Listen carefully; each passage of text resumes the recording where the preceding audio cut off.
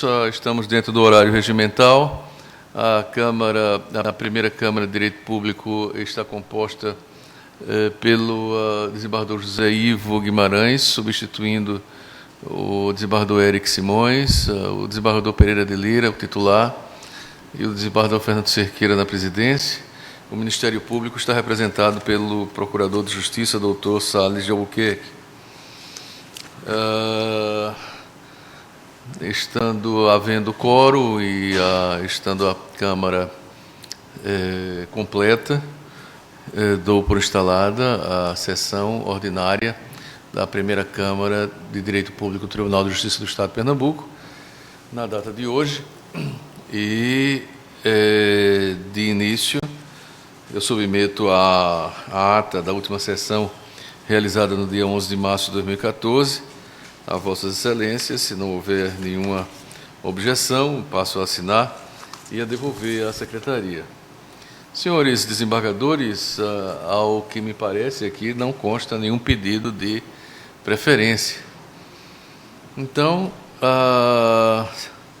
antes dos feitos fora de pauta, só vejo aqui um feito em condições de julgamento, que é um agravo de instrumento da relatoria do desembargador Jorge Américo Pereira de Lira, porque os outros dois que estão em condições de julgamento seriam o do desembargador Luiz Carlos Figueiredo e Antenor Cardoso. Não há condição.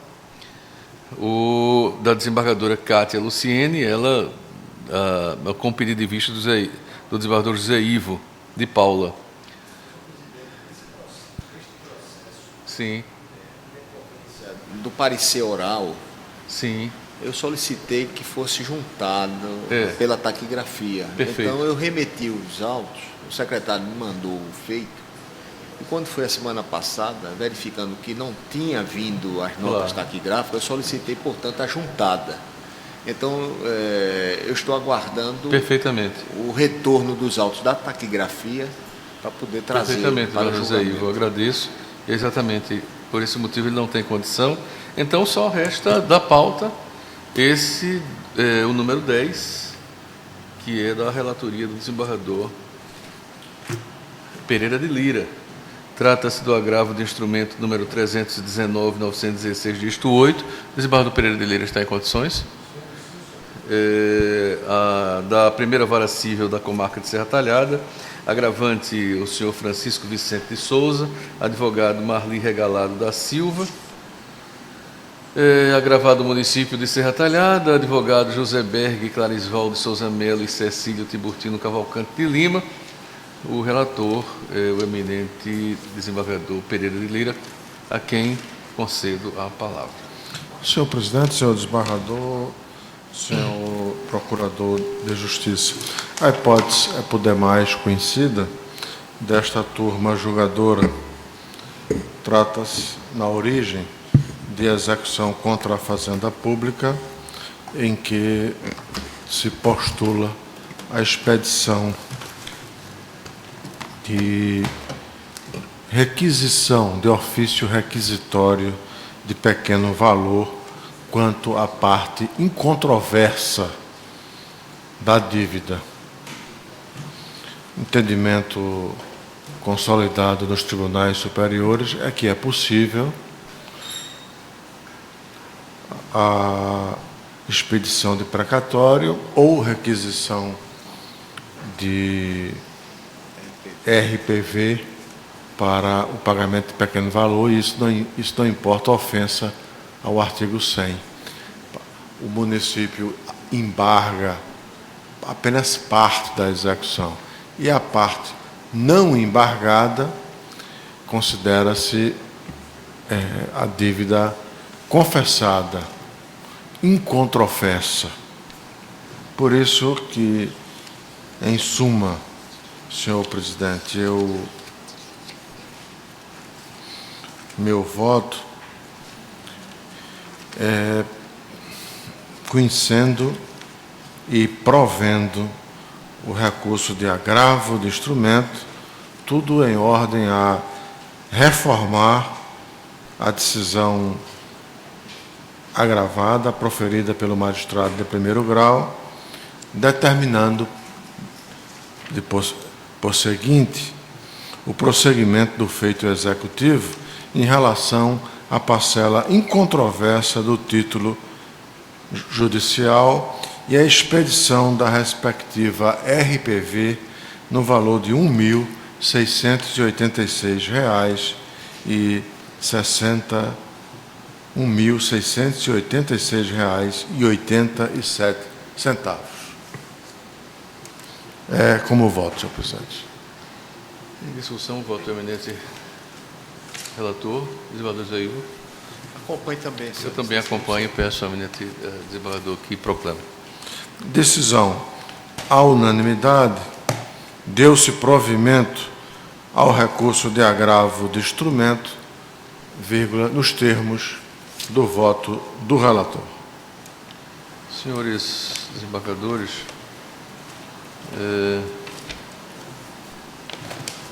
vamos passar agora para os feitos fora de pauta, os quais eu submeto à apreciação de Vossas Excelências os feitos de minha relatoria, que são apenas 3. O embargo de declaração número 188.690, dígito 2/02, embargante Tassiana de Andrade Loureira e embargado do Estado de Pernambuco.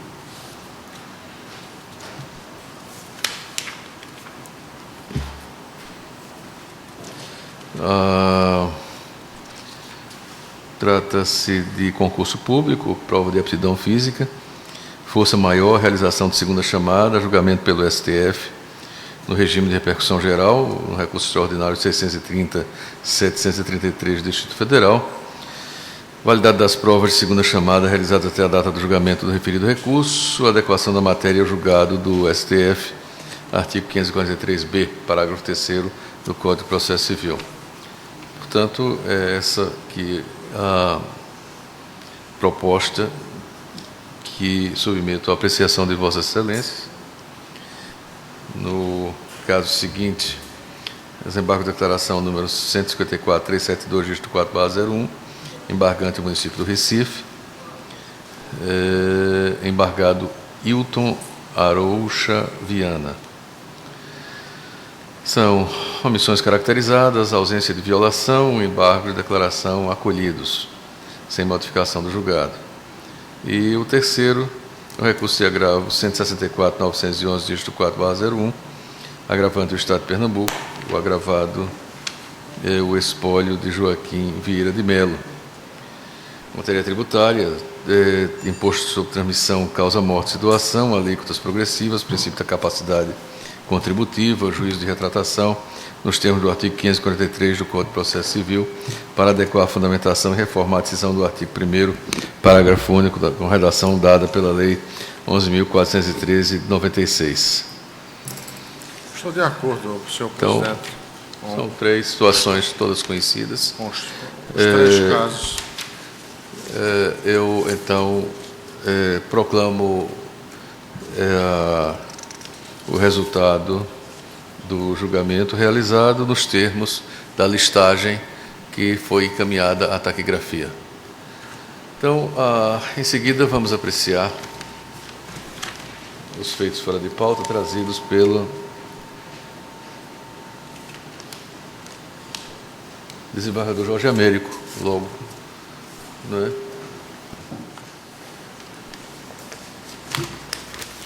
Feitos fora de pauta, a minha lista contém 16 feitos. São 2 listas, né, desembargador? Não. Porque tem uma lista contendo 3 feitos em pauta. Há um pedido de vista, o primeiro, do desembargador Eric Simões, portanto não pode ser julgado. O segundo, esse número 002 na minha lista da pauta. Se não houver revisão a cargo do desembargador Éric Simões. Conferir isso depois, poderá ser julgado. E o agravo instrumento, nós acabamos de julgar da pauta. Agora, extra pauta são 16. Estou à disposição da turma para algum... Senhor presidente, eu já li todas as propostas que foram apresentadas pelo desembargador Jorge Américo, com o recebimento aqui das emendas, e eu acompanho tanto os agravos quanto os embargos de declaração. Ou seja, os 16 processos apresentados fora de pauta. Desembargador Jorge Américo, eu concordo com todos. Eu apenas, veja, não é nenhuma, é apenas um comentário. Sim. Mas não é nenhuma... Pois não. Em relação ao número 5, em que é agravante Fiore e agravado o Estado de Pernambuco, a decisão de Vossa Excelência é perfeita. Eu apenas, e não há dúvida nenhuma de que a legislação tributária do Estado, quando compõe a base de cálculo, aliás, quando opera o fato imponível do imposto, ela cria o imposto sobre o valor do bem acrescido do frete. É evidente, nesse caso aqui, o frete é de terceiro, não há que se falar, o voto de Vossa Excelência está lapidar. Mas é interessante porque o frete não é abstraindo o fato imponível. O fato imponível é a lei, mas abstraindo-se ele, é interessante, né? Porque adicionar o frete à mercadoria, quando muito, ele deveria ser incidente sobre serviço, né? O imposto sobre serviço. Mas a legislação tributária sobre ICMS realmente, no fato imponível, faz compor com o frete quando é calculado com o valor do veículo. É apenas uma... Não é nem observação, é apenas um comentário realmente a nível de Obter dictum. não é? Porque, na verdade, tudo isso é lógica, não é? A rigor, o frete é um serviço. Não poderia ser abrangido pelo ICMS em hipótese nenhuma. Mas era somente esse comentário, mas nada em relação ao voto de Vossa Excelência, que está lapidar. Concordo com todos, desembargador. Peço que proclame. Então, eu proclamo para que a taquigrafia e a secretaria tomem boa nota que todos os feitos constantes da lista fora de pauta foram julgados nos termos dos votos deste relator, que estão resumidos, sintetizados, sumariados nas respectivas emendas constantes da mencionada lista. O feito número 6 da pauta está na minha lista dos feitos incluídos em pauta, não se encontra em condições de julgamento, tendo em vista que é um feito que tem revisão, e o revisor é o desembargador Éric Simões. É o número 006 da pauta, que está na minha lista da pauta. Então, quanto à pauta, o número 1 está adiado o julgamento a pedido de vista do desembargador Éric. Número 2 não pode ser julgado, uma vez que a revisão é indispensável e o revisor, o desembargador Éric, encontra-se de férias. E o número 3 já foi julgado no início dessa sessão, foi o agravo de instrumento oriundo da comarca de Serra Talhada. Em relação à lista fora de pauta do desembargador José Ivo de Paula Guimarães, eu peço destaque para o número 02, peço destaque para o número 08,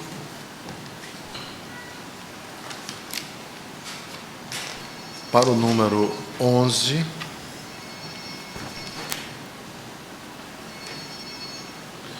o número 12, 22, 27, 28, 29, 32. Desembargador Zé Ivo, eu concordo com todos. Eu pediria, na verdade, apenas o destaque para 2 que são coincidentes com o destaque também pedido pelo desembargador Pereira de Lira. É o 2 e o 32. Mas o desembargador Pereira de Lira, além de pedir esse, pediu alguns destaques para outros feitos. Então, eu colocaria... Senhor presidente, o número 2, eu vou fazer a leitura do voto, porque parece-me que se baseia em questões de jurisprudência, em decisões posteriores que modificam a questão de fundo, ou a matéria de direito em si. Eu, com relação a esses embargos de declaração, é o número 2, da fora de pauta, o de número... Vossa Excelência me permita que eu possa anunciá-lo? Claro. O de número 311, 397, dígito 1. O embargante Estado de Pernambuco, embargado Michele Cristina de Vasconcelos Pacheco. Essa questão aqui é uma questão de um rejulgamento desses aclaratórios que foram opostos pelo Estado,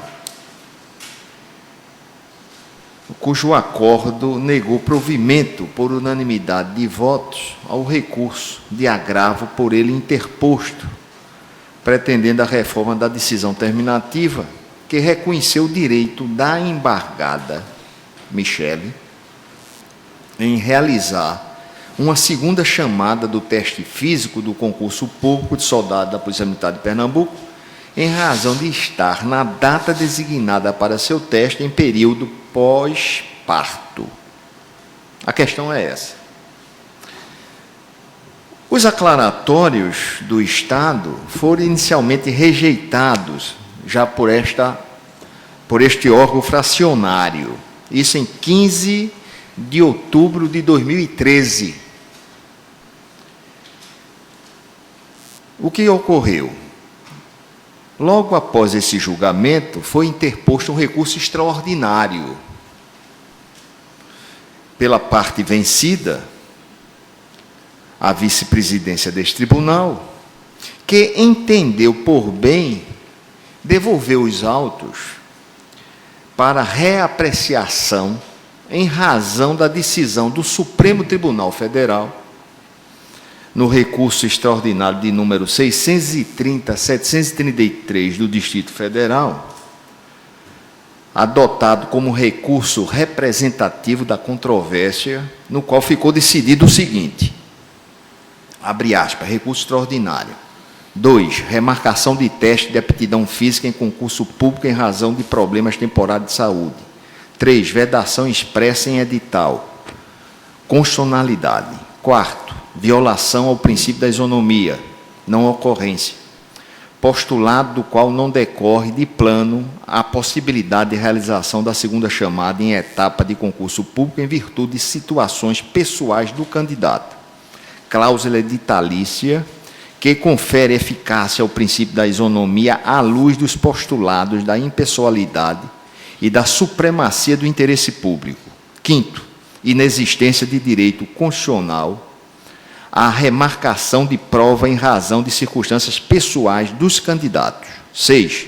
Segurança jurídica, validade das provas de segunda chamada realizada até a data da conclusão do julgamento. 7. Recurso extraordinário a que se nega provimento. Esse recurso foi já mencionado, 630.733, Distrito Federal, teve como relator o ministro Gilmar Mendes, isso julgado em 15 de maio de 2013. Isso foi o pleno, e o acordo eletrônico no Diário da Justiça, a divulgação em 19 de novembro de 2013, com a publicação no dia seguinte, 20 de novembro de 2013. Fechando aspas. Assim, não havendo notícia nos autos de que a embargada já realizou o teste físico em questão, menciona a vice-presidência que a modulação dos efeitos da decisão do Supremo Tribunal Federal não pode ser aplicada no caso em tela, estando a decisão embargada aparentemente em conformidade com o pretório excelso, razão pela qual resolveu por devolver os autos para reapreciação nos modos, portanto, do 434b, parágrafo 3º, do Código de Processo Civil. A parte embargada, que foi aqui o caso Michele, o embargo é do Estado, foi intimada para responder o que foi feito às folhas 224 a 254. E, em sua defesa, a embargada sustenta que a gravidez não pode ser considerada alteração patológica ou fisiológica, bem como que o Supremo Tribunal Federal possui entendimento no sentido de que tal circunstância representa motivo de força maior a possibilitar a remarcação do teste. O que foi que ocorreu aqui? Portanto, se traz esse feito novamente para reapreciar essa questão, e com base nesse recurso extraordinário já mencionado, 630.273 do Distrito Federal,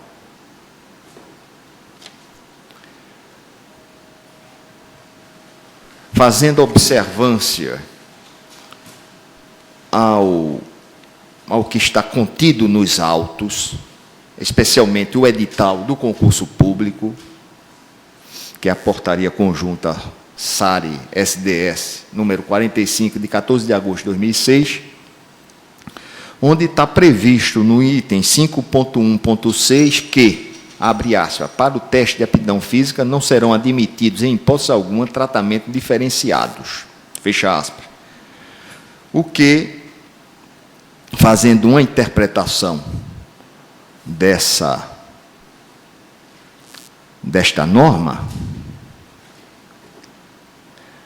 significa dizer que todos os candidatos realizarão um teste de aptidão física sem condição de privilégio algum, devendo ser por todos cumpridas a regra editalícia. E nessa linha, diante do julgado do Supremo Tribunal Federal retromencionado, no sentido de que a existência de previsão editalícia impossibilita o tratamento diferenciado entre os candidatos, deve ser firmado, portanto, nesse contexto, o posicionamento no sentido de que, mesmo a candidata pós-parto, ora embargada, não possui o direito de refazer o teste físico posteriormente, mesmo estando, portanto, nessa fase, no momento do exame. E tal entendimento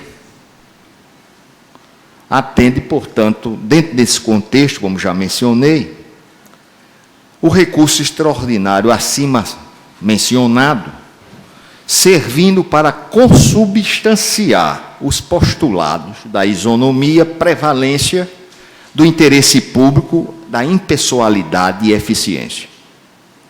E por esses fundamentos, melhor dizendo, foi que foi trazido a proposta de ementa, cujo voto é no sentido de acolher os aclaratórios do Estado, dando efeitos infringenciais, para reformar, portanto, o acordo do agravo e modificar a decisão terminativa proferida, devendo ser negado, então, o provimento ao apelo e mantida, portanto, a sentença de primeiro grau em todos os seus termos. A questão é essa, senhor presidente. Eu trouxe, senhor presidente. É de Michele, é isso? Hein? O recurso é de Michele. É, Michele. O recurso é do Estado. Não, é do Estado de é do Estado de Pernambuco. Do Estado de Pernambuco, é. Agora, Eu mas tô- anteriormente... Anteriormente é de Michele, a apelação. Eu trouxe 2 precedentes do STJ e Vossa Excelência hoje, por coincidência, trouxe um terceiro Perfeito. em sede de repercussão geral do Supremo Tribunal Federal. Os precedentes que eu trouxe do STJ, o primeiro é o agravo regimental do recurso e mandado de segurança 43.913. A Constituição Federal institui especial proteção constitucional à maternidade, de modo que a remarcação do teste de aptidão física não ofende o princípio da isonomia. Nesse mesmo sentido, o agravo regimental no recurso especial 1.414.991. E Vossa Excelência, repito, por mera coincidência, trouxe direito processual civil e direito administrativo, embargos de declaração, concurso público, prova de aptidão física, força maior, realização de segunda chamada, julgamento pelo Supremo no regime de repercussão geral, no recurso extraordinário 630.733 do Distrito Federal. Validade de provas de segunda chamada realizadas até a data do julgamento do referido recurso. Adequação da matéria ao julgado do STJ, do STF. Artigo 543, letra B, parágrafo 3º do Código de Processo Civil, embargos acolhidos, decisão unânime. O Supremo Tribunal Federal, no âmbito do recurso extraordinário 630.733 do Distrito Federal, reconheceu, à luz do princípio da isonomia e de outros princípios que norteiam a atuação da administração pública, a repercussão geral da questão concernente à possibilidade de remarcação de teste de aptidão física para data diversa daquela estabelecida por edital de concurso público, em virtude da circunstância de força maior que atinja a rigidez física do candidato, devidamente comprovada mediante documentação idônea, concluindo, quando o julgamento do mesmo, pela inexistência de direito de candidatos à prova de segunda chamada no teste de aptidão física em razão de circunstâncias pessoais, ainda que de caráter fisiológico ou de força maior, salvo contrária disposição editalícia, e assegurou a validade de provas de segunda chamada realizadas até a data deste julgamento. Então, o STJ e o Supremo Tribunal Federal admitem, nessas circunstâncias, força maior e alteração fisiológica que o candidato se submeta a uma segunda chamada. É hipótese dos autos, a candidata se encontra na situação pós-parto. Ela não reunia condições de se submeter ao exame de aptidão física. Essa tem sido a orientação nesta turma julgadora. Nós temos julgado dessa forma. Inclusive, desembargador Jorge, me permita uma parte, inclusive no grupo de câmaras de direito público também. Também. Não é? Mas o que vem, assim, chocar é que, vamos dizer, essa decisão, ao meu ver, eu estou trazendo essa questão e achei por bem o desembargador Jorge Américo destacá-la, que foi muito importante para que se não cometesse uma grande injustiça, não é? Porque, de certa forma, os órgãos fracionários, eu na segunda Câmara de Direito Público, eu também sigo esta mesma linha. E aqui pode ter sido em razão de uma questão de uma interpretação do que fora julgado pelo Supremo neste momento, que é posterior a essas outras decisões. Essa decisão aqui, ela é posterior. Essa é de 2013. Essa que o desembargador Jorge Américo, se eu não me engano, é de 2011. Mas o que se deve observar, ao meu ver, é que esta decisão do Supremo não pode se aplicar ao caso subjúdice. Por quê? Porque é um caso à parte.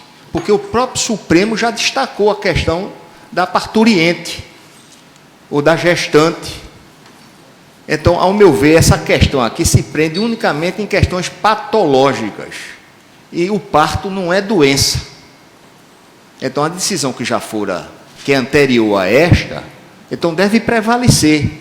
Não pelo Superior Tribunal de Justiça, porque o Supremo já decidiu, se fosse para saber a supremacia, a decisão do Supremo estaria sobre o Superior Tribunal de Justiça. Mas é a questão que o Superior Tribunal de Justiça decide assim, em decorrência também de já ter ocorrido um julgamento do Supremo Tribunal Federal, mostrando que a parturiente ou a gestante tem, portanto, esse direito de, principalmente na questão pós-parto, de fazer os testes posteriormente.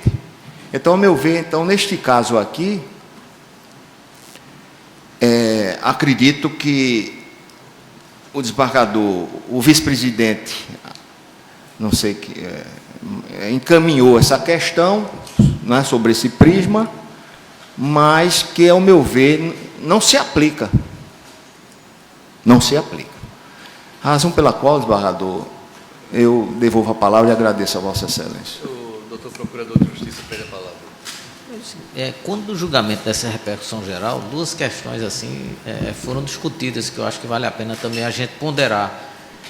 E no caso, essa tarde, felizmente, a gente teve os dois casos, né? Foi o caso relatado pelo desembargador Fernando Cerqueira, no sentido de validar aquela segunda chamada que foi feita antes da repercussão geral. E era justamente a ótica de vários votos do Supremo nessa questão. Ou seja, não se poderia irradiar consequências para os tribunais, de modo a que aqueles candidatos que tiveram direito à segunda chamada, todos eles tivessem negado os seus recursos.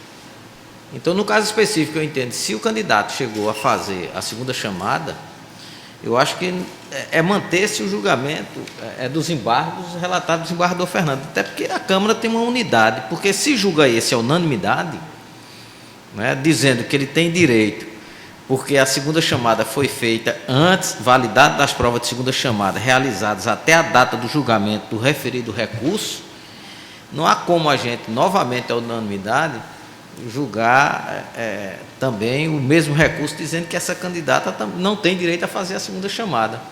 Fica bastante estranho, né?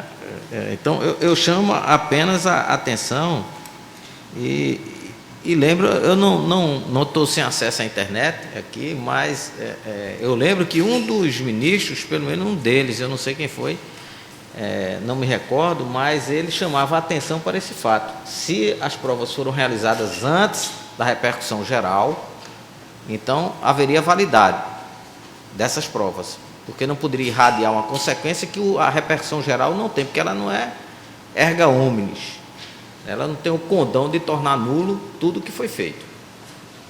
Então, por isso, assim, eu chamo a atenção, porque nesses embargos 01886902, dígito 02, né, a gente diz aqui, direito processual civil, direito administrativo, embargo de declaração, concurso público, prova de aptidão física, força maior, realização de segunda chamada, julgamento pelo STF no regime de repercussão geral no RE 630733-DF, validade das provas de segunda chamada realizadas até a data do julgamento do referido recurso. Então, eu chamo a atenção apenas para compatibilizar as duas decisões, sob pena de a Câmara, numa mesma tarde, ter... Sim, mas a decisão do desembargador Fernando foi em sentido inverso? Foi no sentido de validar até a data do julgamento do referido recurso. Mas eu quero apenas mencionar o seguinte... Daí para frente, não. Apesar do acórdão estar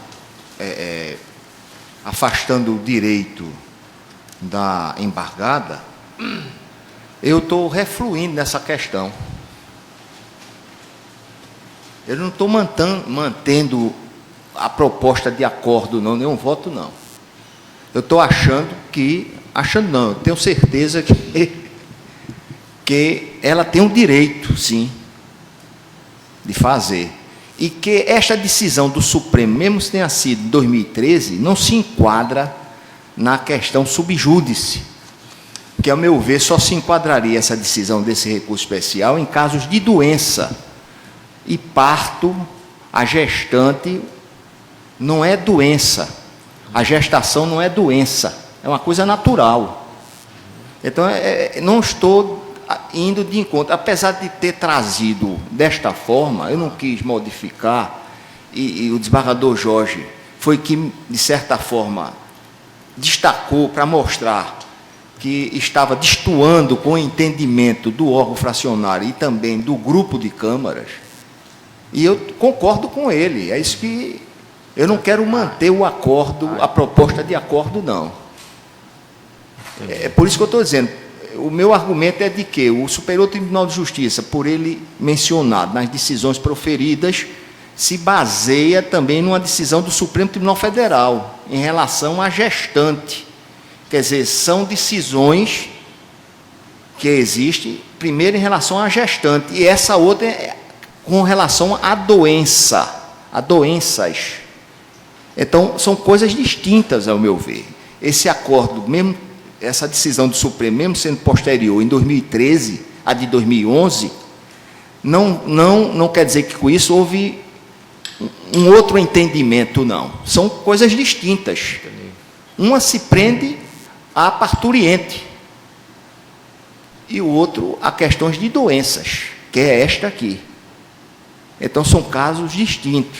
Inclusive, senhor presidente, desembargador Jorge, senhor doutor Salles, doutor procurador, inclusive, eu estava vendo aqui na resposta dela, da embargada, até hoje não foi cumprida. Ela não fez a prova. Ela está, inclusive, pedindo a aplicação de uma multa. O juiz concedeu? Porque quando ela vem nos embargos informar,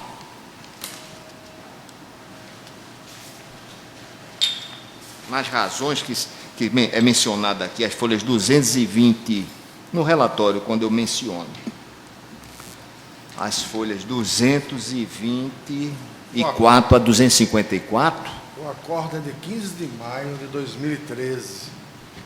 O acordo do recurso extraordinário, 630-733. Do meado do ano. E o anterior, a que o Superior Tribunal de Justiça se baseia, é 2011, do Supremo. Mas é isso que eu estou dizendo, não existe o que se chama de mudança de entendimento do Supremo, são coisas distintas, a meu ver. Então, em razão disso, senhor presidente, eu afasto o acordo, por mim, a proposta apresentada, e, nesse ponto, eu vou seguir o entendimento da Câmara aqui, da maioria, de Vossa Excelência, desembargador Jorge, e seguindo também aquilo que a gente já vem decidindo no grupo de câmaras.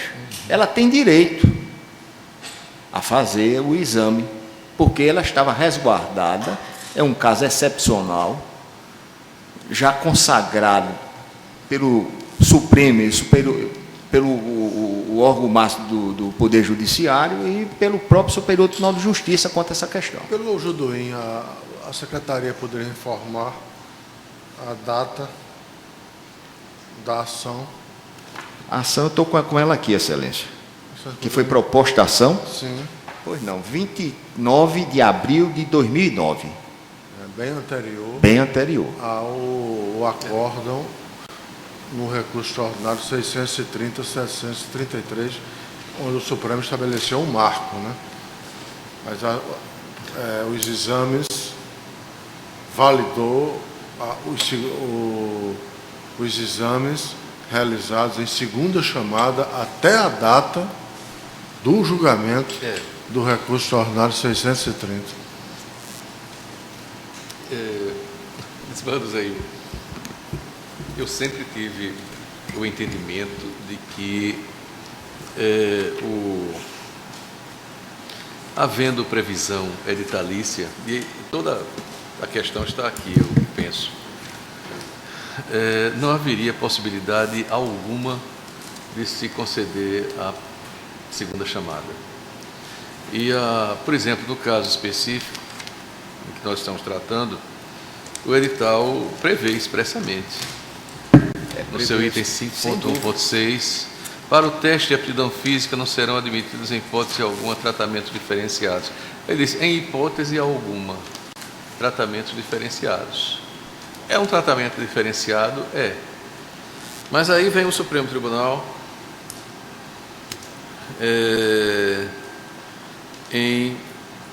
com base em recurso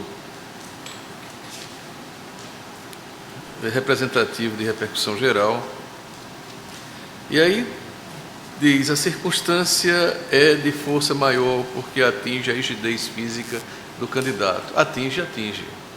Ela no pós-parto, ela teoricamente não tem condição de realizar. Lá para frente, ele diz, salvo contrário à disposição editalícia. Essa disposição editalícia, a meu ver, e essa foi uma discussão muito grande que eu tive com a assessoria, em razão da mudança de entendimento, eu passei a mudar meu entendimento nesse aspecto, porque eu entendia que havia previsão no edital e que ele não poderia ser submetido a uma segunda chamada por hipótese nenhuma. Aí o Supremo Tribunal Federal disse, não, se a questão é de força maior que atinge a rigidez física do candidato, até esta data ele pode, daqui para frente não. É como se a questão de direito aí, eu tenho minha dúvida.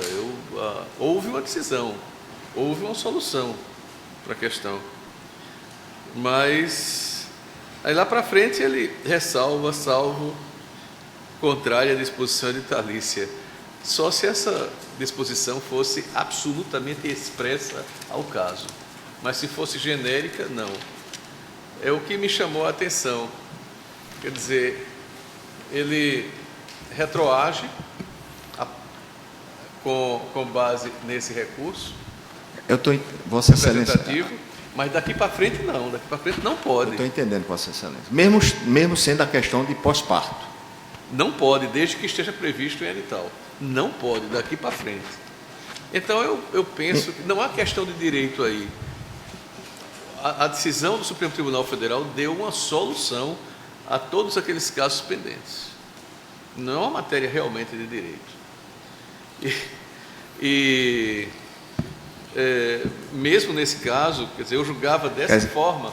E este aqui não foi o pleno. E transferiu Foi o pleno. Transferiu para o edital a solução do problema. Inclusive, me permito, o voto Com do isso, ministro. A administração agora vai se desdobrar em cuidado quando elaborar o edital. elaborar o edital. A pessoa teria que evitar a gravidez. A partir de agora, porque Eu vou fazer concurso, então não posso engravidar. a partir de agora. Agora, Porque quando for fazer exame de aptidão física,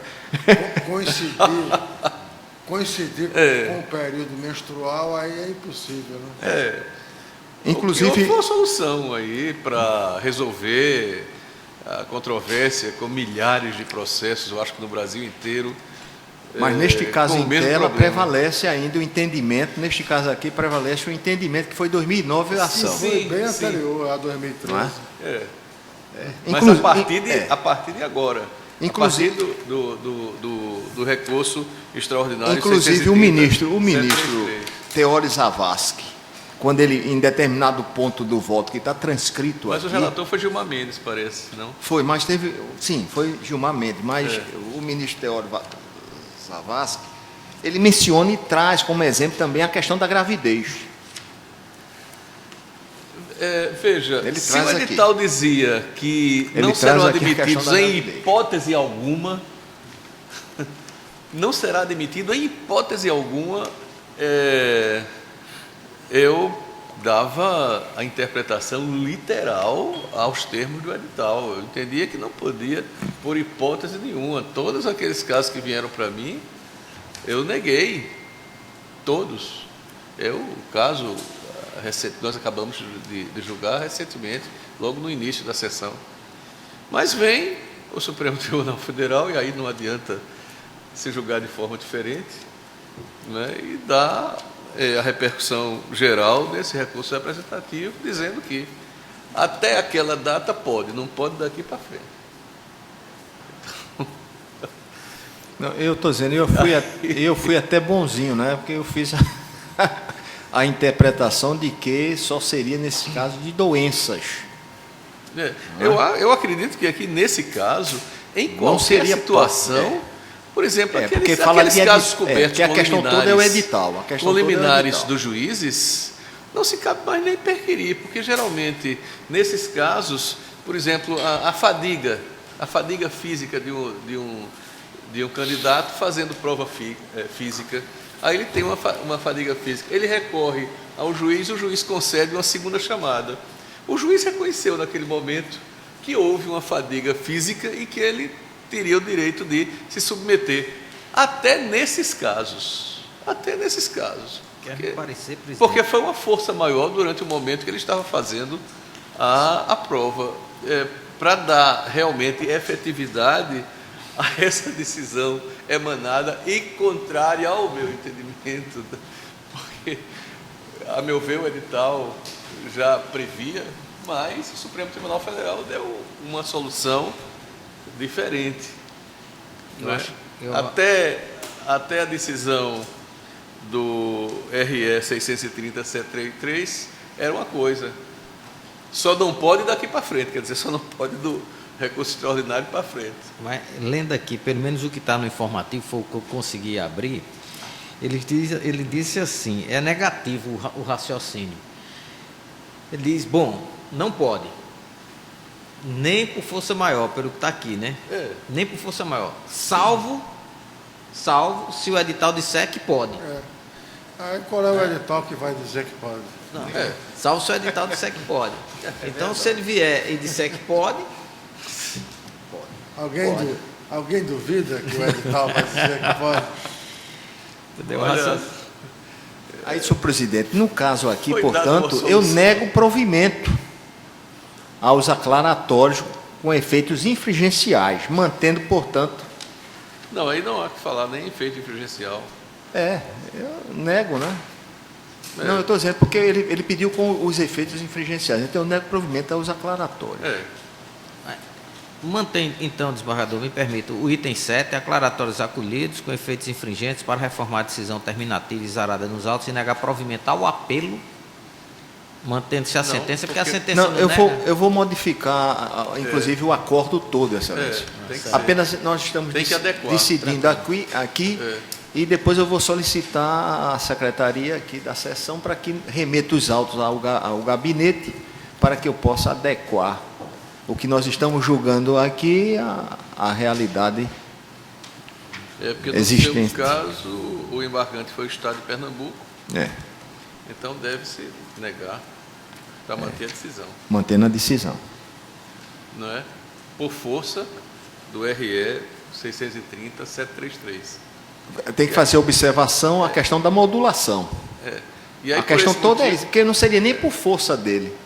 Porque por força dele teria que modificar. Mas é a questão modular, a modulação. Quer dizer, Eu entendo já que hoje a que ação- deve ser aplicado a todos os casos, todos, inclusive aqueles que os participantes tiveram algum tipo de Nós vamos problema. nos deparar muito com isso nos próximos concursos da polícia. é verdade. A partir de. Aí vamos aplicar essa decisão, que é uma decisão por natureza... Uma curiosidade, desembargador natureza Jorge. de repercussão O geral. concurso de juiz tem essa cláusula? Não, porque não tem teste, não tem teste de Tem teste aptidão físico. física. É de aptidão física. Mas poderia ter outra fase, né? Na prova oral. Na prova oral. Hã? Ou Aí, que de repente... a arcada dentária fosse completa, alguma coisa assim. Aí era parar o concurso. Então, desembargador Zé Ivo, como ficaria então Deixa eu que a questão está julgada, não é? Senhor presidente, então no caso aqui eu Negando acolhimento aos embargos. nego provimento aos embargos de declaração, não é isso? Para manter Mantendo, esses embargados. portanto, a decisão primitiva, É, dando o direito a ela a fazer o teste, exato. né? Observando a modulação da decisão do recurso 630, De representação. 763 do Distrito Federal. federal. É nesse sentido, senhor presidente. Então, a taquigrafia pegou, é somente esse número 2, viu?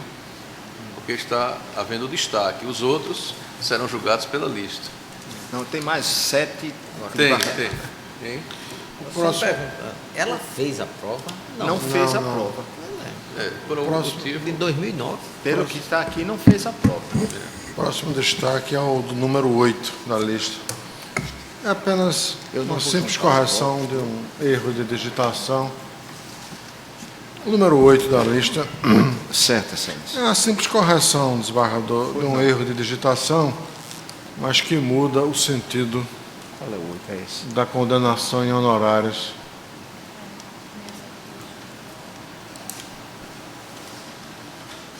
Vossa Excelência poderia indicar o erro? É no ponto 2. Certo. O artigo 21 dispõe que, se houver vencedor e vencido na demanda, serão recíproca e proporcionalmente distribuídos e compensados entre eles os honorários e as despesas, sendo que, no presente caso, aí está grafado, o demandante foi vencido. Não. Quem foi vencido foi o demandado, que é o município. O embargado, ele entrou com ação para que fosse declarado que ele nunca manteve vínculo laboral com o município de Calumbi. A ação foi julgada totalmente procedente. Por isso que quem foi vencido na totalidade da demanda foi o município de Calumbi. É o município demandado. Foi vencido. É só isso. Que é o embargante. Seria o né? embargante, só Que isso. seria o embargante. Exatamente. E E Aí em cima, no primeiro parágrafo, Vossa Excelência pode tirar o número 2, que tem antes do verbo determinou, pretérito. Aonde, Excelência? Determinou. 2. É 2. Aí tira esse 2 e o 2 fica para começar no parágrafo seguinte, Perfeito. o artigo 21. É só para não ficar sem sentido a O oração. acordo, né? Pois não. Perfeito. Eu acato as observações do desembargador Jorge Américo, desses erros materiais de digitação, que acredito que não foi nem digitação, foi erro mesmo. e faço, portanto, essas retificações aqui no acordo, na proposta de acordo. É no corpo do acordo. O próximo pedido de destaque aqui envolve um pedido de esclarecimento, é o número 11. Houve uma mudança na jurisprudência em relação ao agravo do instrumento. Antes não se admitia, em qualquer hipótese, a juntada de documentos. Não se admitia a formação a posteriori do agravo.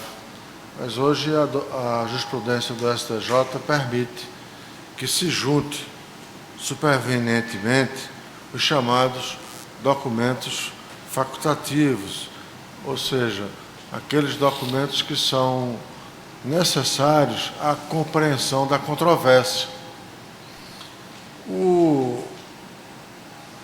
A proposta de ementa para o acordo não esclarece quais foram os documentos que não foram juntados in opportuno tempore pela parte agravante. E a parte agravante foi punida com a extinção por má formação do agravo. Eu queria apenas esse esclarecimento. Pois não, senhor. Acordo em recurso de agravo, execução fiscal, alegação de pressão intercorrente, falta de documentos facultativos mais essenciais. Se são facultativos, não são os chamados documentos obrigatórios, né? São facultativos. Ausência de omissão, obscuridade ou contradição de decisão. Bom, se são facultativos mais essenciais, a hipótese seria de se conferir à parte agravante prazo razoável para a juntada dos documentos facultativos. A orientação do STJ está consolidada no RESP 110.246, dígito 7, que foi submetido ao rito do 543-C, ou seja, os recursos repetitivos, representativos da controvérsia.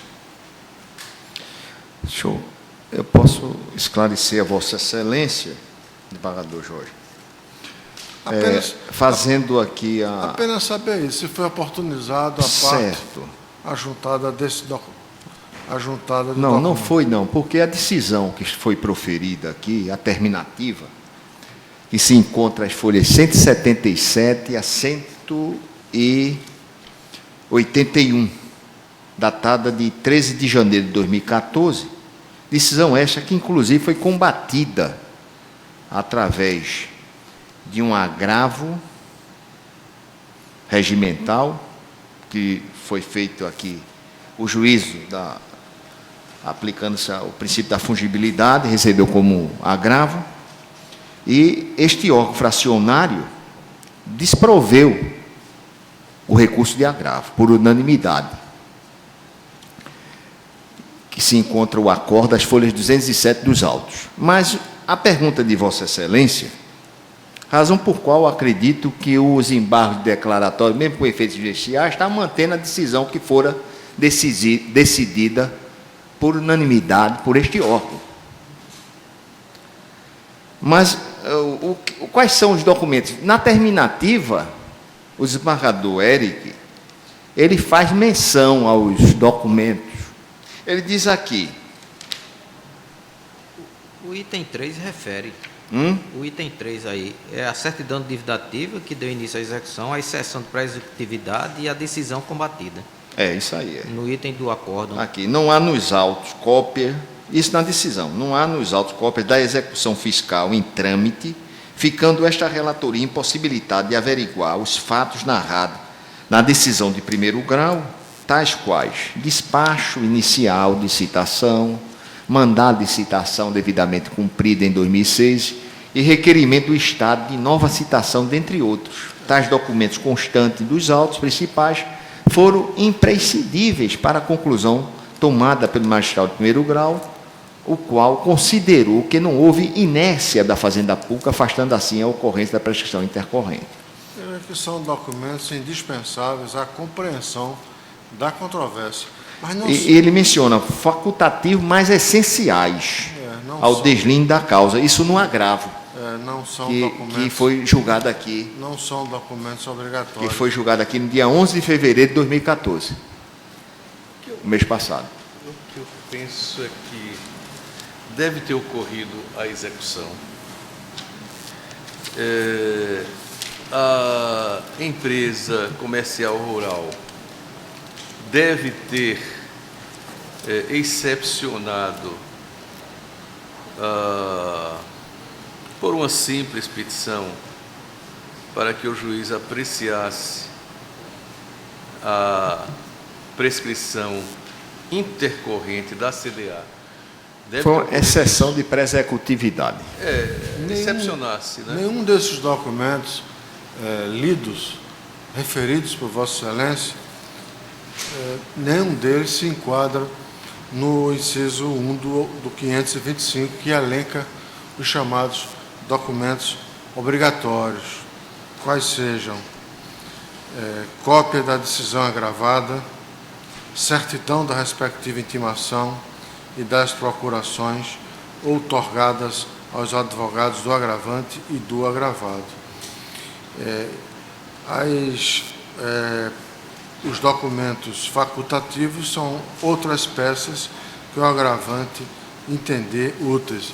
Então, são as peças que necessárias à compreensão da controvérsia. Agora Se o doutor juiz entendia, e de fato eram indispensáveis, né?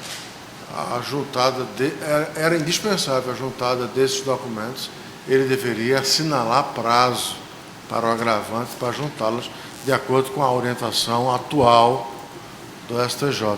Não poderia, desde logo, extinguir o agravo, como ele fez. É um recurso... Mas o agravo ele deve ter apresentado no tribunal. Aqui, sim, eu digo o relator, o relator do agravo extinguiu. Então, o que eu penso, desembargador Jorge Américo, é que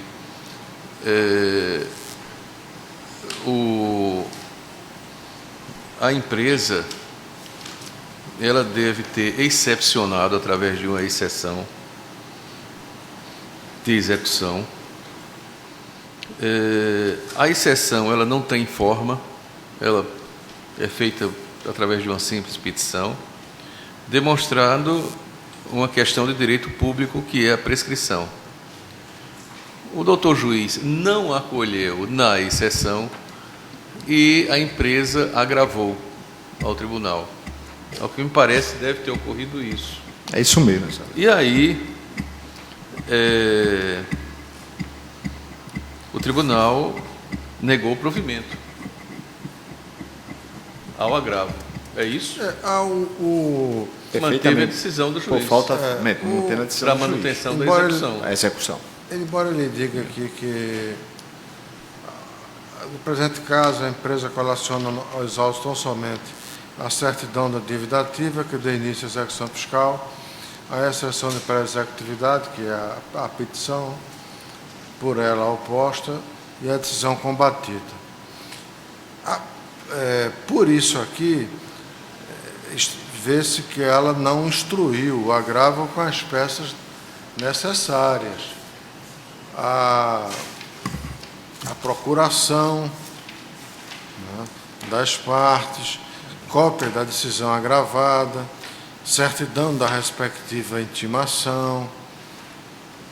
É porque... Ele diz assim, Jorge Américo, me permita dizer, Vossa Excelência está rigorosamente certo. Rigorosamente certo. Se a exceção tivesse forma processual, mas não tem. Ele diz assim, desembargador, é necessário que conste dos autos os atos processuais praticados pelas partes, a fim de que se analise se o processo executório ficou paralisado por mais de 5 anos por culpa do exequente. Aí, na sequência, diz que a empresa só colacionou a certidão da dívida ativa que deu início à exceção de pré-executividade e a decisão combatida. Né? Na exceção, ele não precisa nem de advogado, porque a matéria que ele argui é uma matéria de direito público. Então, de uma forma geral, é evidente que é feito por advogado, é escrito por advogado, mas geralmente eles excepcionam pelo próprio executado. A minha preocupação aqui apenas é zelar pelo cumprimento do recurso representativo da controvérsia 1.102.467, que estabelece que, se o juiz entender, o relator, que há necessidade de exibição de documentos facultativos, ele não mais extingue o agravo, ele assinala prazo para o agravante produzir a sua juntada. Pela leitura da proposta de acordo, não dá para se concluir com limpidez qual foi a hipótese. Mas fazendo esse exercício aqui, parece que os documentos que ele juntou foram apenas esses mesmo. Foram. E não não se desincumbiu de juntar os obrigatórios, as procurações das partes, a decisão agravada, não é? A intimação da decisão agravada. A decisão agravada, ele juntou. Eu E ele juntou um documento essencial ao que ele deve ter alegado, que é a CDA. Eu acho que não era dos documentos obrigatórios ao agravo, mas Não é, sim... mas era suficiente para se apreciar, Para se apreciar a pré-executividade, Mas nós podemos ir em frente, Bardoi. Eu penso que a decisão está correta. De fato, Vossa Excelência tem toda a razão. Ele não juntou, como o desembargador Jorge, ele não juntou os essenciais. Obrigatórios. Obrigatórios. Porque a exceção não obriga a ele, é uma coisa excepcional, não obriga ele a vir com o advogado. A má formação do agravo. Do agravo. Vamos adiante, Bardoi. A exceção, me permita, não é, como é excepcional e não é um recurso, não é uma ação como nos embargos, a execução, ela não tem forma. Então, a própria parte, o próprio executado, levanta a questão do direito público. O juiz se deferiu, ele agravou, só que ele deveria dar forma ao agravo a partir daí, e não deu. Mas, penso que está ok. Desembargador Zé Ivo, o número 12 é apenas para discutir aqui com a turma qual é o entendimento que deva prevalecer. A petição inicial foi indeferida pelo juiz da causa. A parte autora interpôs recurso de apelação. O relator, desembargador Érico Simões, a um só tempo, ele destravou a ação, afastou o indeferimento da inicial e deferiu a antecipação dos efeitos da tutela de mérito. Essa é a questão que eu gostaria de ouvir o entendimento da turma. Se a hipótese seria apenas de destravar o indeferimento da inicial e devolver o processo ao juiz de primeiro grau para que ele aprecie o pedido de antecipação de tutela e processe regularmente o feito, ou devolver para ele já com a antecipação de tutela. Se isso não importa, a antecipação de tutela já deferida pelo segundo grau, se isso não importa em supressão de instância. Mas essa é a hipótese fática que nós nos encontramos. E eu chamo chamo a atenção apenas para ouvir aqui o entendimento do colegiado e também a posição do Ministério Público em relação a essa questão. Eu encontrei um acórdão do Tribunal Regional Federal da 2ª Região. Eu fiz uma pesquisa, desembargador Zé Ivo. É um acordo do Tribunal Regional Federal da 2ª Região, prestigiando a solução dada por Vossa Excelência. A possibilidade de deferimento da antecipação da tutela. É o acórdão na cível 34.27.94.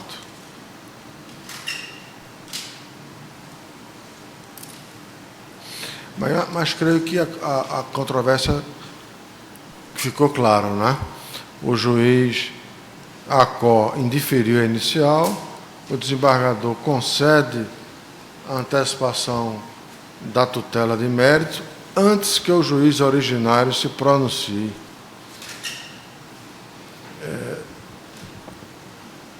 Ocorreu supressão de instância? Isso importa supressão de instância? Acho que o 515, parágrafo 3º, como ele sem julgamento de mérito, ele extinguiu. Né, sem julgamento de mérito, eu acho que, no caso, poderia ser o 515, parágrafo 3º, né, porque foi sem julgamento de mérito, por ausência de interesse de agir. O desembargador diz, não, há interesse de agir, há adequação e há necessidade, ele está prevenindo um provimento, então aí, talvez ele tenha... Mas aí é o princípio da causa madura, aí, né? Mas não, o processo não chegou, não houve sequer citação. Não houve citação, não poderia. Ele indiferiu a petição inicial. E outra coisa, o juiz não pode descumprir a antecipação de tutela. O juiz Acó não vai poder descumprir a questão da hierarquia das decisões. E a parte, a gente vai devolver o processo ao primeiro grau e a parte vai agravar.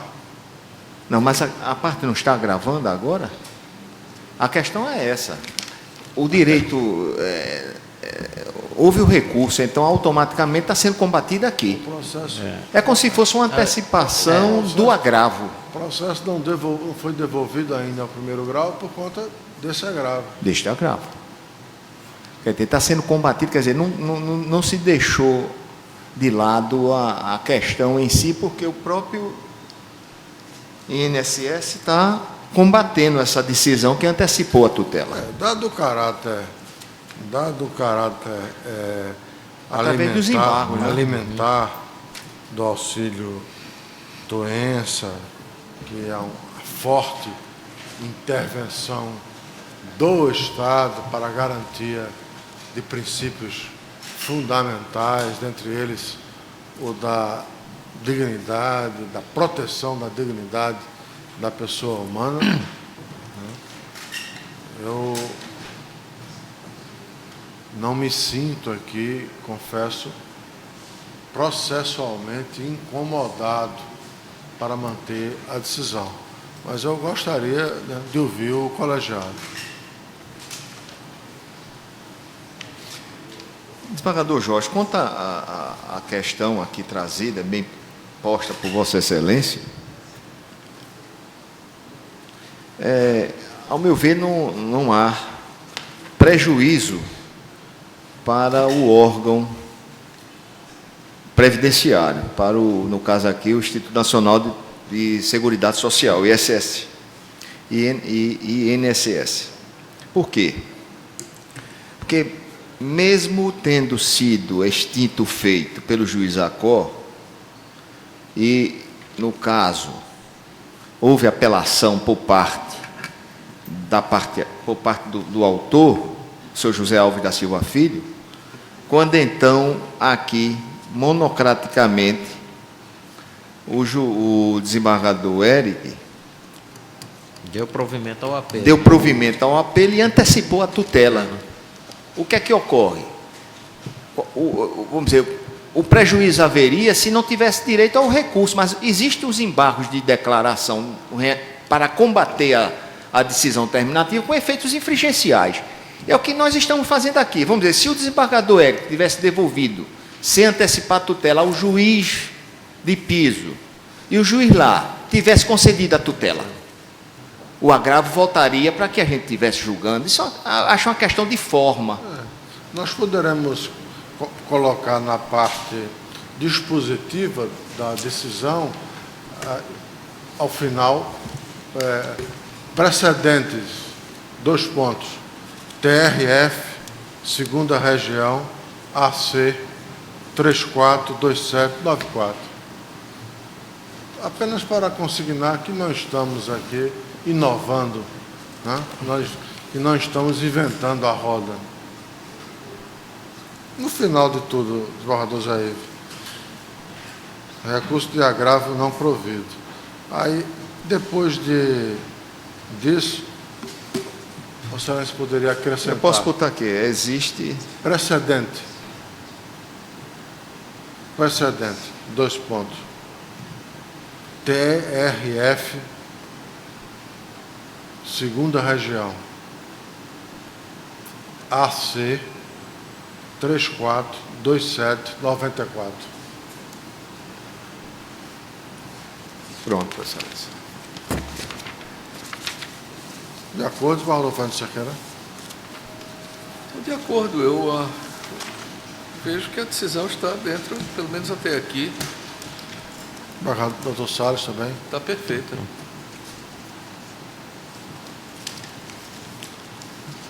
Que eu confesso que eu pesquisei e só encontrei essa decisão do TRF, não encontrei no STJ, nada. Eu fiz a referência, Excelência, e, portanto, É bom. faça essa... É bom porque sem dúvida. outra vez quando eu pesquisar, já encontrarei essa decisão sua com esse precedente. O que nós estamos fazendo aqui é mantendo a decisão que o órgão originário aqui, com o desembargador Eric, No segundo grau. já tinha decidido o Outro- recurso de agravo. O outro pedido de destaque, desembargador Zé Ivo, é o 22, mas é apenas para evitar uma mera repetição. No número 1,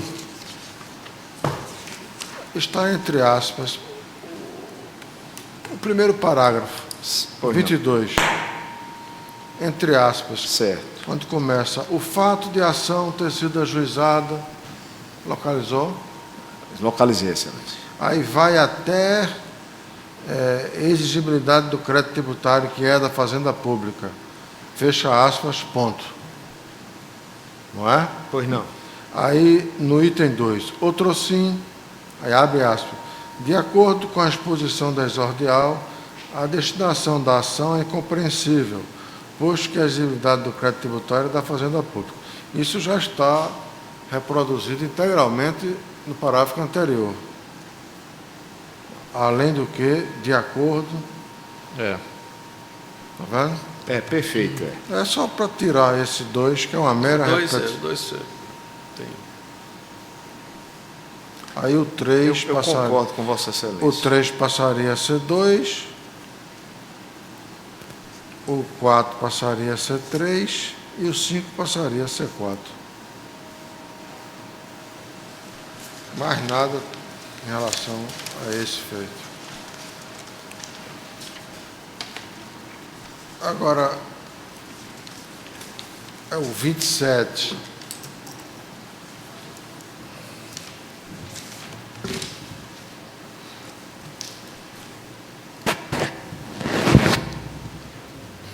O 27 é o problema da extemporaneidade do recurso por antecipação. Até nós nos deparamos muitas vezes com isso.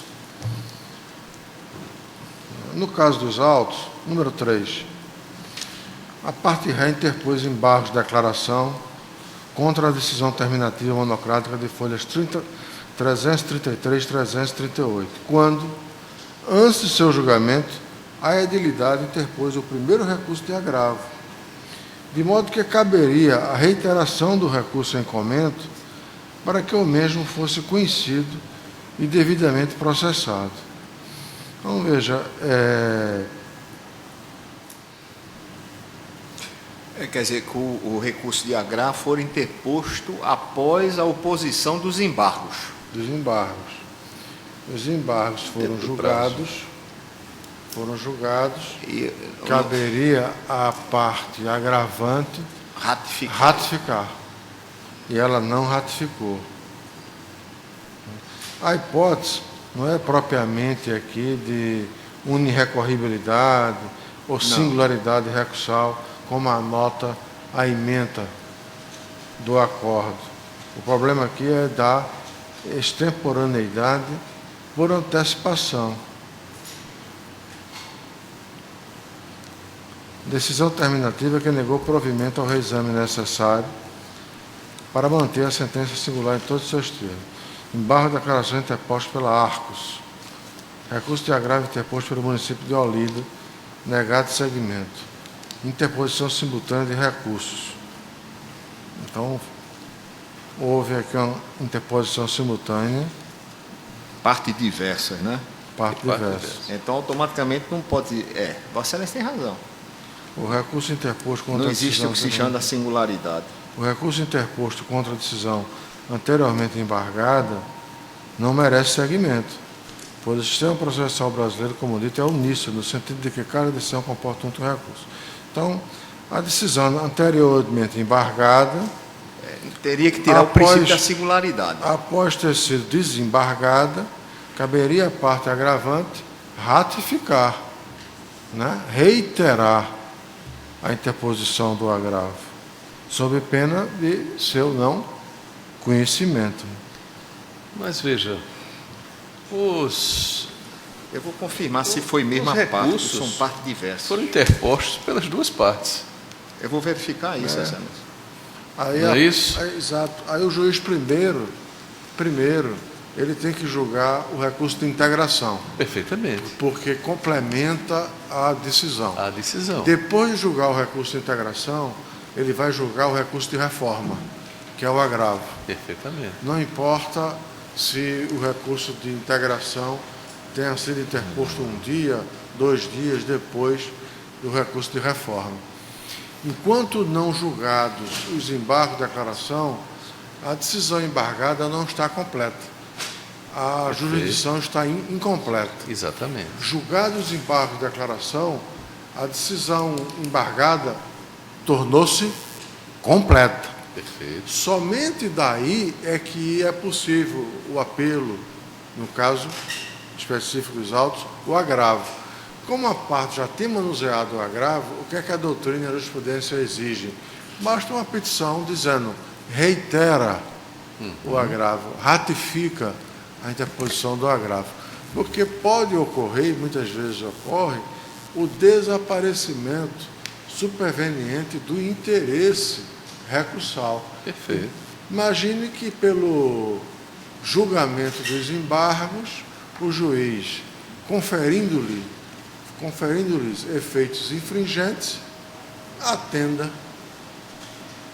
ao que estava sendo ventilado no agravo.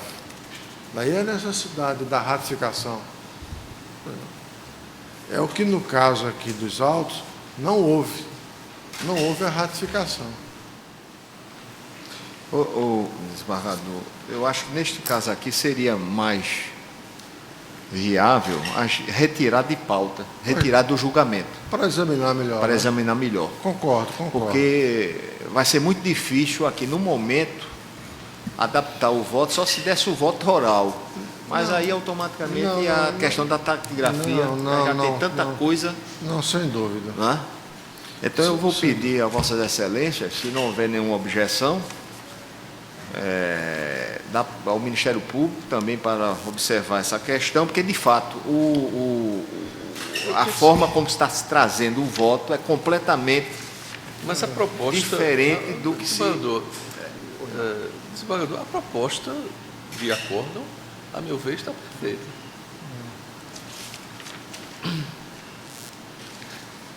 Está perfeita. Não há nada que venha destoar. Ele está improvendo o agravo do município de Olinda, porque ele está privilegiando o recurso integrativo. Mas por um fundamento diverso, pelo princípio da singularidade recursal, o princípio da unirrecorribilidade.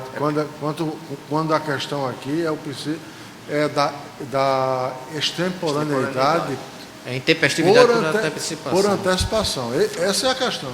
Essa questão é bastante controvertida. Né? E a decisão terminativa, É uma tese que se firmou no âmbito do Supremo, capitaneada pelo ministro Luiz Fux. É a tese hoje firme no Supremo. E a decisão terminativa também está, de certa forma, equivocada. A decisão terminativa está equivocada também. O 28... Porque menciona essa questão de mais de um recurso. Não fala da questão da extemporaneidade. O 28, desembargador Então, eu Zé Ivo. acredito que Não, devemos... mas, desembargador, nós estamos ainda discutindo o 27. Ah, sim.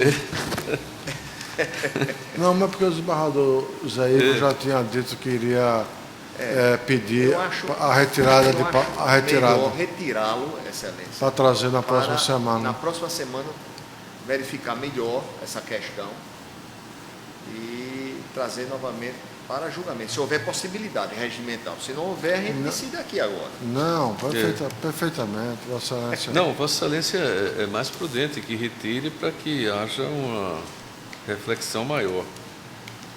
Né? Eu Mas anoto. eu Eu penso anoto. que É desconsiderar a chamada desse feito, inclusive no... desconsidera 28. o 27 da lista, a senhora tira. Eu anotei. Bem, vamos para o 28, né, desembargador? Eu anotei aqui, desembargador Zé Ivo, no número 28, eu fiz uma anotação para pedir visto. Mas talvez eu consiga me fazer entender. Ajeita aqui para mim, isso aqui. A hipótese é o seguinte: entende o desembargador Eric que a decisão recorrida constitui um despacho de mero expediente. Portanto, não contém conteúdo decisório. Logo, seria um pronunciamento judicial irrecorrível. Nesse ser assim, ele não conhece do recurso de agravo interposto contra o referido pronunciamento. Eu, embora tenha lido só a síntese do seu voto, eu não me convenci do acerto do proceder do eminente autor da decisão. Isso porque o deciso está apto a prejudicar a parte. Nós aprendemos, desde Moacir Amaral dos Santos, José Frederico Marques, de Humberto Teodoro Júnior, né, que é a decisão interlocutória e não despacho de mero expediente, é a decisão que impõe algum gravame às partes. Sempre que a decisão impuser algum gravame às partes, é decisão interlocutória, não é despacho de mero expediente. Então, está na ementa proposta de emenda. O recurso ora interposto não merece qualquer acolhida, posto ser manifestamente incabível, não contando com qualquer previsão no CPC do regimento interno do TJPE. O despacho agravado indiferiu o pedido de restituição de prazo para a interposição de recurso, posto que incabível, determinando a certificação do trânsito em julgado da decisão monocrática. Eu entendo que, ao indeferir a restituição de prazo e determinando a certificação do trânsito em julgado, impõe um gravame à parte.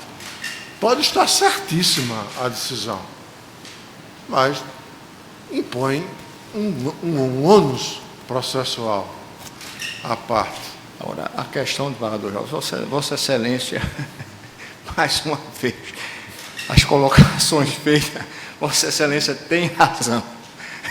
Eu acho que isso aqui não é um despacho de mero expediente, é uma decisão interlocutória. Se eu estou afastando o recurso que Vossa Excelência interpôs, eu estou decidindo. E da banda certificar o Sem dúvida. Agora, a questão toda aí não é nem essa. A questão se prende aqui que o desembargador Eric, antes de proferir o indeferimento do pleito da parte, solicita à diretoria civil que certifique se os autos foram à Procuradoria do Estado. E a diretoria... A questão é outra, eu estou lendo aqui agora, li agora. E a diretoria civil diz que os autos permaneceram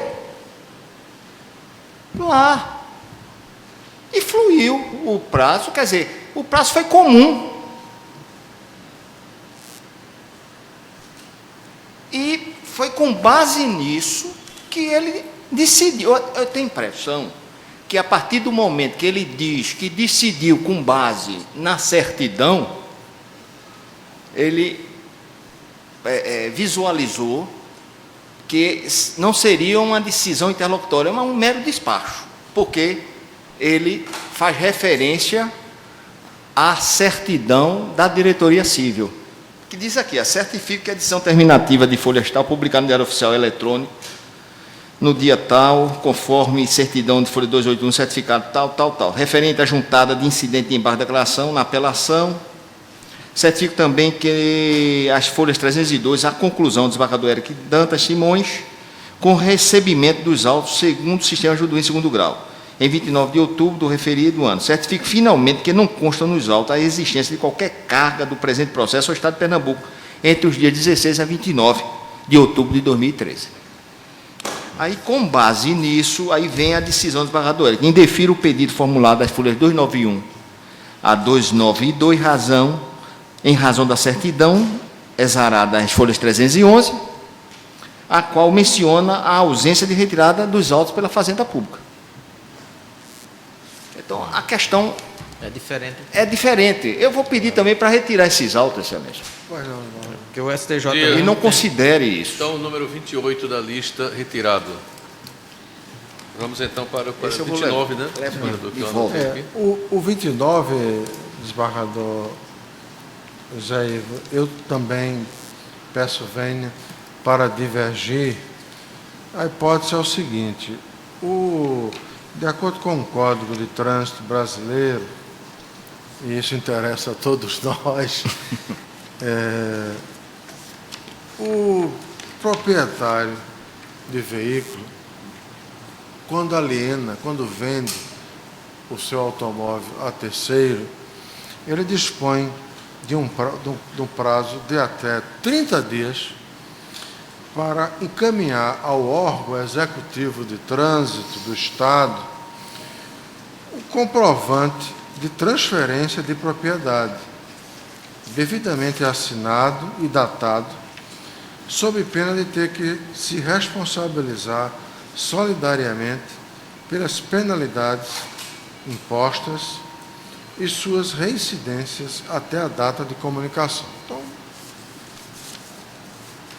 eu vendo meu automóvel ao Dr. Zé Ivo, tenho 30 dias para encaminhar ao Departamento de Trânsito, né, o comprovante que realizei essa transferência, sob pena de, não o fazendo, responder solidariamente, né, por todas as penalidades que forem impostas. No caso dos autos, o agravado não se desincumbiu desse ônus. E, para além de não ter se desincumbido desse ônus, de comunicar ao DETRAN a transferência, ele pretende ser indenizado moralmente, porque recebeu uma multa. Foi condenado ao pagamento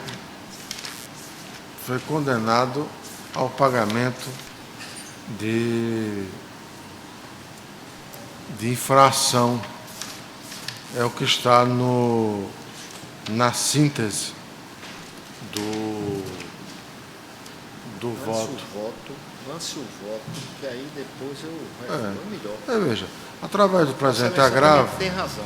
o recorrente ao DETRAN insurge contra a decisão terminativa proferida no exame necessário que manteve a sentença do juiz da 7ª Vara da Fazenda Pública da Capital, a qual julgou procedente o pedido do ora agravado, condenando o DETRAN ao pagamento de indenização por danos morais no valor de R$6.000.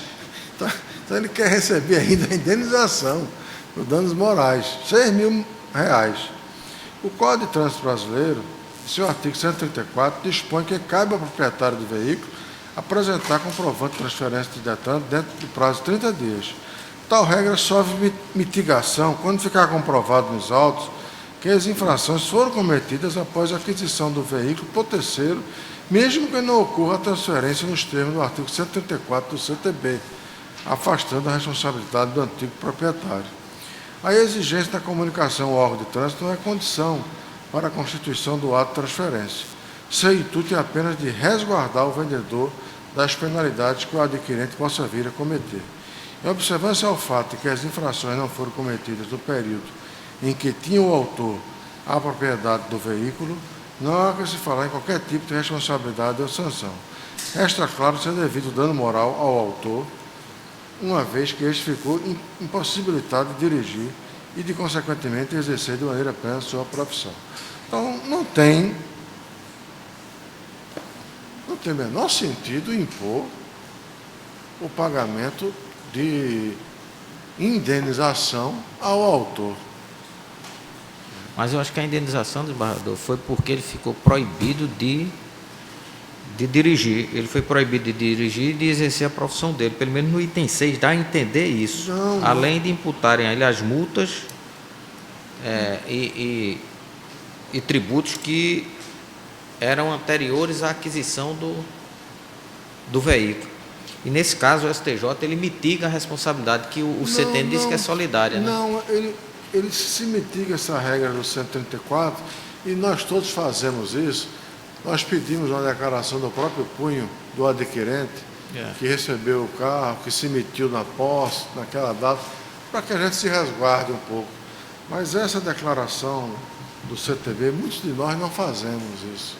Agora, o que não pode é ele não fazer essa declaração e ainda pretender receber uma indenização. Agora, desembargador Jorge, é isso que eu vou mostrar a Vossa Excelência, a questão da sentença. A sentença pontuou a partir de um momento em que foi comunicado ao DETRAN. Sim. Ele comunicou ao DETRAN. Diz aqui o juiz, em caso, abre aspas, em caso o autor comprovou através do documento de folhas 24, eu vou a ele, o documento de folhas 24, que é uma notificação.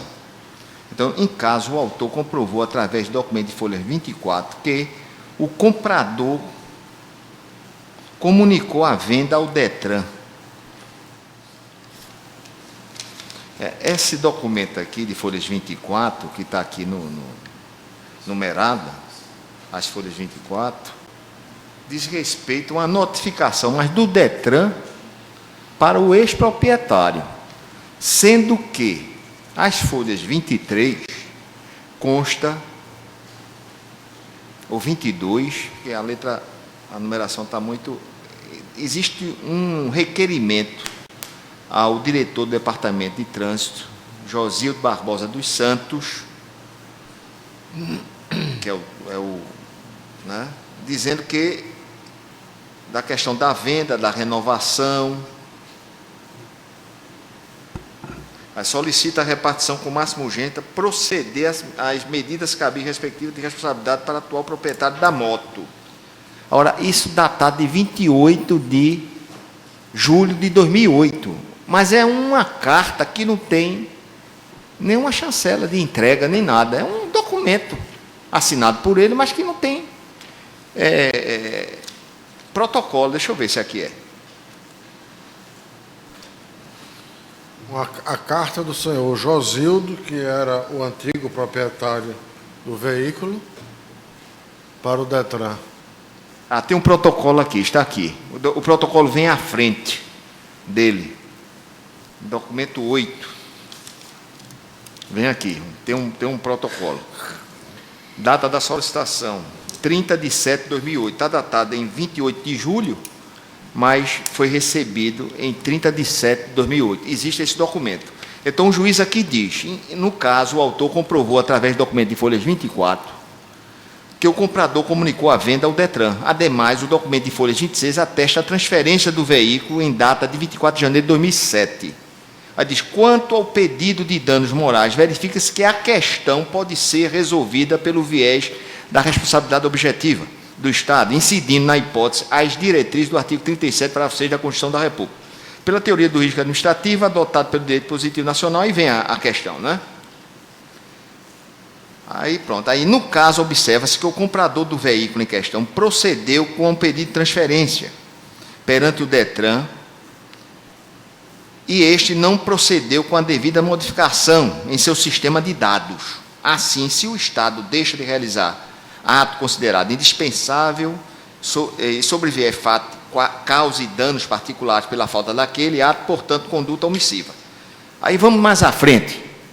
Aí diz aqui, olha, isto posto, já na parte dispositiva, julgo procedente o pedido e condeno o réu a pagamento de indenização por danos morais no valor de R$6.000, fazendo incidir juros legais e mais correção monetária, ambos incidentes a partir do trânsito julgado da presente decisão, e determina ainda a transferência da propriedade do veículo com efeito retroativo a partir de 24 de janeiro de 2007, data em que foi feita a comunicação ao DETRAN, que não foi 27 de janeiro, né? De 2007, aqui tem 2008, que foi feita a comunicação do DETRAN, transferindo-se também todas as multas e tributos ao verdadeiro proprietário, bem como a liberação da carteira nacional do demandante. Pronto. Submetido, presente sentença ao duplo grau de jurisdição. Por que a carteira do demandante foi apreendida? Ele dimensiona aqui que na comunicação que ele fez ao DETRAN, ele diz aqui, o veículo acima identificado, que era uma motocicleta, conforme deve ter sido pelas multas, né? Apreendido, eu acredito que tenha sido suspensa. A quantidade de multa foi tanta que perdeu, foi suspensa, acredito que tenha sido nesse sentido. Estranho com a repartição, depois de mais de um ano que fiz a comunicação de venda da moto, ainda me manda cobrar um débito, ele mencionando isso. Está vendo? Por não ser de minha propriedade, pois minha carteira de habilitação já foi renovada em 4 de julho de 2007, conforme cópia anexo. Que quando renovei minha carteira de habilitação em 4 de junho de 2007, fui informado que não havia mais nenhuma pendência na motocicleta, pois já havia feito a comunicação. No mesmo dia, efetuei venda em 24 de janeiro de 2007, conforme cópia do recibo de venda, através do Expresso Cidadão e cópia da consulta de registro, licenciamento e tal. É um pouco confusa a condição aqui, né? Vossa Excelência não quer pedir vista desse, não, jogador Jorge? Eu acho que é melhor, porque nesse caso aqui, Vossa Excelência irá apreciar, porque a decisão aqui está calcada naquilo que já fora decidido por aqui. Peço vista. Seria mais... 32 eu pedi também. Eu vou tirar o acordo, Excelência, porque Vossa Excelência já tem a proposta dele aí, para não ir dentro dos autos, né? Porque depois fica... Perfeito, Barroso. Arruma um cafezinho quente aí, por favor. Senhor presidente, tem como dar um intervalo de 2 minutos? Eu sei que nós estamos já... Para mim é o suficiente, só se tiver fila.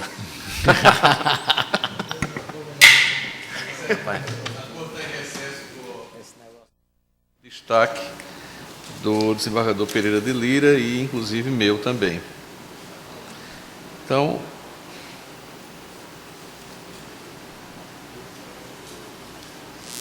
me chamou a atenção o mandado de segurança versando o mesmo pedido de ação ordinária. Desembargador Jorge Américo. Desembargador Jair, consultando o sistema de informação processual, eu localizei a decisão terminativa no mandado de segurança. O mandado de segurança foi extinto em 31 de março de 2005. Uma decisão proferida pelo desembargador Santiago Reis. Então, repito, 31 de março de 2005 é a data em que foi extinto o mandado de segurança por força da ilegitimidade passiva ad causa da autoridade impetrada. De sorte que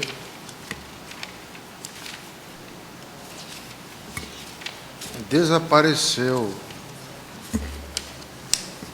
o pressuposto para a caracterização da litispendência, isto é, a existência concomitante, simultânea, de duas ações com idênticas causas de pedir, idênticos pedidos e idênticas partes. Tramita tão somente a ação ordinária. O mandado de segurança foi extinto quando, desembargador? O mandado de segurança foi extinto em 31 de março de 2005. Foi o desembargador relator, Santiago Reis, concluiu pela ausência de legitimidade passiva ad causa da autoridade impetrada. E, à vista disso, extinguiu o mandamos sem julgamento de mérito. O fato é que hoje, em síntese, desembargador Zé, extinta uma das ações, desavém cogitar-se da existência de litispendência. Mas pode até ser que o próprio objeto da ação ordinária seja mais amplo do que o objeto do mandado de segurança, né? Mas nesse caso nem litispendência, como Vossa Excelência diz, porque já está extinta uma. Não, mas aí não haveria nem incontinência. Nem continência. O problema é que o mandado de segurança foi de 7 de fevereiro de 2003 e a ação ordinária de 18 de março de 2003. Foi quase que concomitante. E nem tem mais litispendência porque um já está Mas não há, extinto. porque o outro já foi extinto. Tão pouco Hoje. continência. Não, eu estou dizendo, mesmo se ambas coexistissem hoje, teria que se analisar se o objeto de um é mais amplo que o outro, né? Clara Maria de Lima Calado, ela datada de 2007, quer dizer, a sentença foi em 2005, a não ser que a sentença do mandado de segurança foi em 2005. Sim. A decisão do mandado de segurança é de 2005, mas é a decisão do desembargador Nelson Santiago. Nelson Santiago. Eu não sei se era mandado de segurança de competência originária ou foi sede de agravo. Doutor Salles poderia esclarecer? Petróleo, contrato de secretário de Fazenda. Então era competência originária. Competência originária, não era isso? Secretaria da Fazenda. Aí, em 2007, ela reconhece a litispendência, e extingue a ação ordinária, 2007, inciso 5º, seu parágrafo 3º do CPC. E assim foi mantida. Sem razão. Foi mantida. Sem razão, Né? porque não existia mais A litispendência. o Desembargador Jorge, se Vossa Excelência me permitir, Pois não. eu vou tirar de pauta este. Pois não. Se Vossa Excelência me permitir, eu vou tirar de pauta porque Para examinar essa questão. evitaria que Vossa Excelência pedisse vista ou. Né? Só se Vossa Excelência quiser lançar o voto, eu fico... Não, eu vou passar para Porque- Vossa Excelência a sentença, por favor, a decisão do desembargador Santiago Reis. Eu vou verificar, inclusive, quando foi que transitou em julgado. Né? Porque pode ser que ainda tenha um processo, né?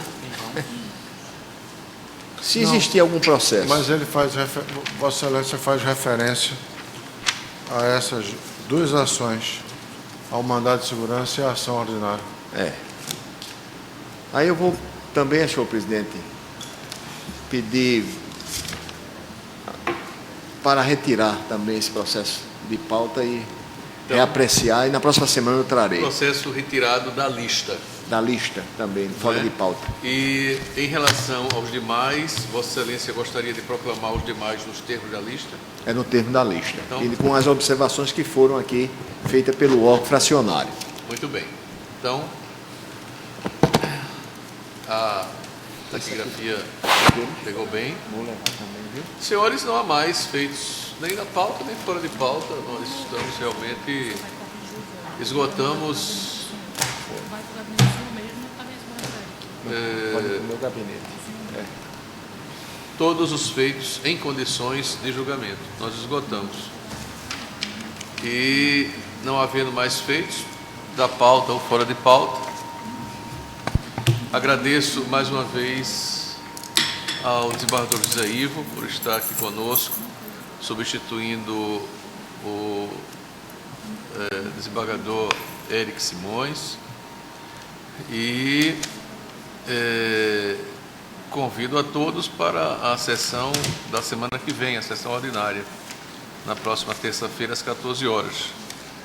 Então, a todos, meus agradecimentos e votos de uma boa semana. E agradeço a Deus a possibilidade de estarmos aqui reunidos, realizando um trabalho social. E, evidentemente, a TV AMEP, né, através do presidente da AMEP e do Fernando, que é o responsável também por esse trabalho, né, em divulgar as sessões da primeira Câmara de Direito Público do Tribunal de Justiça do Estado de Pernambuco via internet, né, em um canal próprio em que propicia a todos os magistrados e operadores do direito que possam assistir às discussões travadas aqui nesta Câmara de Direito Público. A todos, meu muito obrigado e uma boa tarde. Encerrada a sessão.